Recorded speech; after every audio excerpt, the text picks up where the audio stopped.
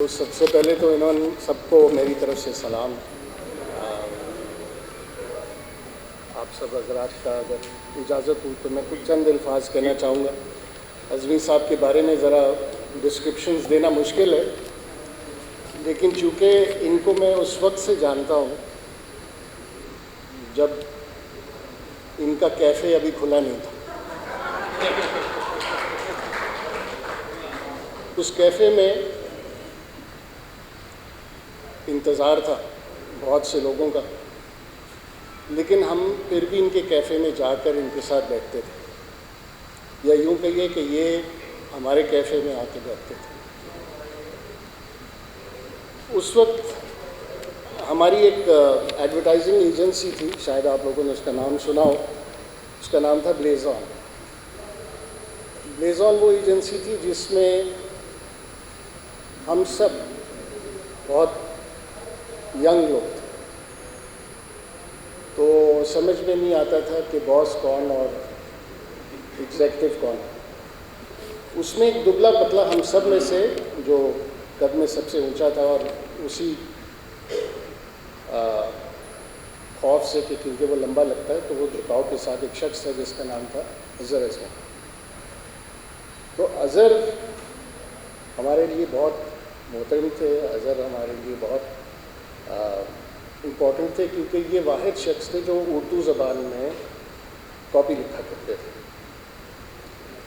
تو national foods ہو یا Emirates year lines ہو یا ٹویوٹا ہائلکس ہو، انہوں نے پاکستانی قوم کو یہ سب نام یاد کروائے ہماری زبان میں. پھر آج ان کو میں دیکھتا ہوں اتنے عرصے کے بعد، ماشاءاللہ کچھ زیادہ چینج نہیں آیا. بالوں میں تھوڑی سفیدی ہے، بال کا تو نہیں کہوں گا، مونچھوں پہ سفیدی ہے، اور اس سے ہم اندازہ لگاتے ہیں کہ بالوں میں بھی ہوگی. لیکن ان کو آج ایسے بیٹھے ہوئے دیکھ کر ایسے محسوس ہوتا ہے کہ دلہا بیٹھا ہوا ہے. ایک دلہا بیٹھا ہوا ہے جو اس کو سمجھ میں نہیں آ رہی کہ وہ کیا کہے. تو ایسی ہی کچھ صورتحال 30-32 سال پہلے تھی میری. میں اسی طرح کی ایک پوزیشن میں تھا، نہ میں ہنس سکتا تھا نہ میں مسکرا سکتا تھا، کیونکہ اس دن میری شادی تھی.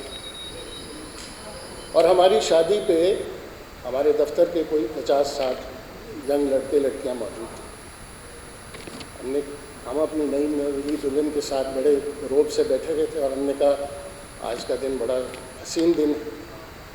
اور اچانک ہماری جو ٹیم تھی اس میں سے ایک لمبے صاحب اٹھ کے کھڑے ہوئے. انہوں نے کہا آصف صاحب اگر آپ کی اجازت ہو تو ہم آج آپ سے وہ ان سب چیزوں کا بدلہ لینا چاہیں گے جو آپ نے ہمیں سنڈیز کو بلایا، جو آپ نے ہم سے سیٹنگ کروائی اور دن رات کام کروایا.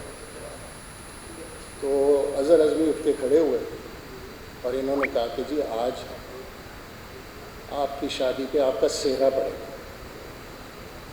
وہ دن اور آج کا دن میں اس موقع کی تلاش میں تھا.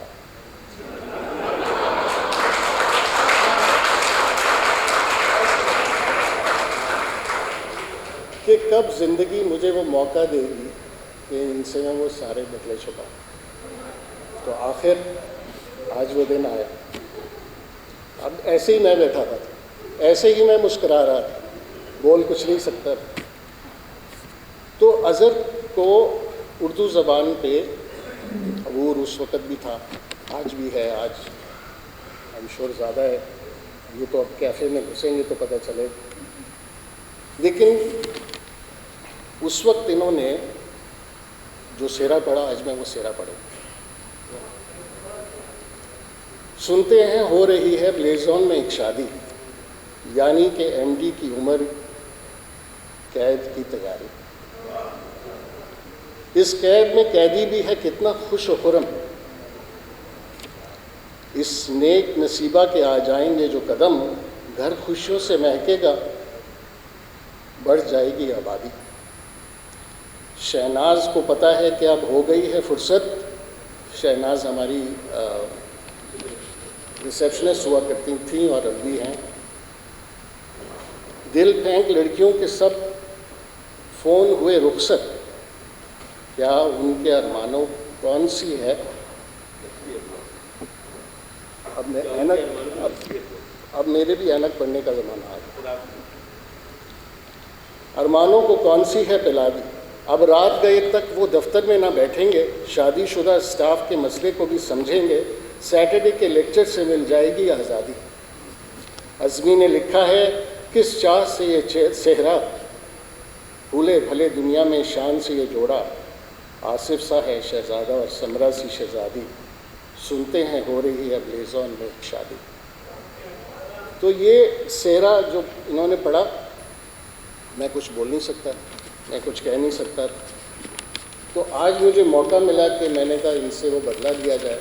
मैं बदला तो जितना ले पाया वो आप देख सकें, लेकिन मुझे बहुत खुशी है अज़मी को आज इस जगह पे देखकर।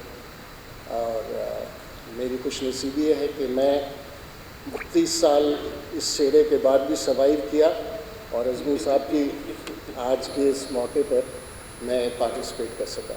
आप सब लोगों का शुक्रिया। अज़मी आपके लिए बहुत सी दुआएं। शुक्रिया।